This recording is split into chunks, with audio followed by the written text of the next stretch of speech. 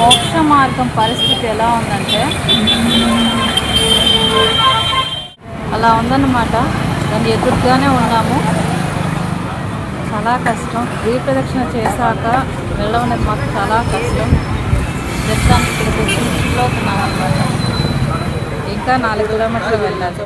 చూశారు కదా, చాలామంది అన్నారు మోక్ష మార్గం ఖచ్చితంగా వెళ్ళాలి అనేసి.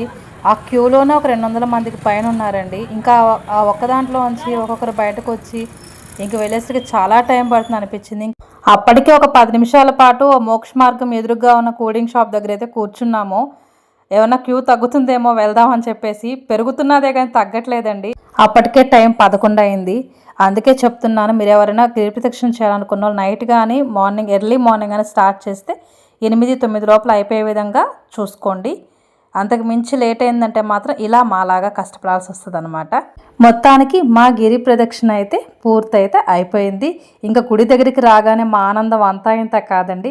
ఇంకా వచ్చేసి చక్కగా దీపం వెలిగించి టెంకాయ కొట్టేసి మా గిరి ప్రదక్షిణ అయితే ముగించుకొని ఇక రూమ్కి అయితే వెళ్ళిపోయాము. అరుణాచలం గిరి ప్రదక్షిణ అనేది ఒక గొప్ప అనుభూతి అండి. చాలా సంతోషంగా అనిపించింది. ఆయన మళ్ళీ మళ్ళీ రప్పించుకోవాలని, మేము వెళ్ళాలని, మళ్ళీ గిరి ప్రదక్షిణ చేయాలని మనస్ఫూర్తిగా ఆ శివయ్యని కోరుకుంటున్నాను. ఇక అరుణాచలం నుంచి రిటర్న్ అయిపోయామండి. నెక్స్ట్ ఎక్కడికి వెళ్ళామనేది నెక్స్ట్ వీడియోలో వచ్చేస్తుంది. నా వీడియోస్ మీకు నచ్చుతున్నాయని అనుకుంటున్నాను. నచ్చితే కనుక ఒక లైక్ చేయండి, అలాగే సబ్స్క్రైబ్ చేయండి. మంచి వీడియోస్ ముందుకు వస్తున్నాయి.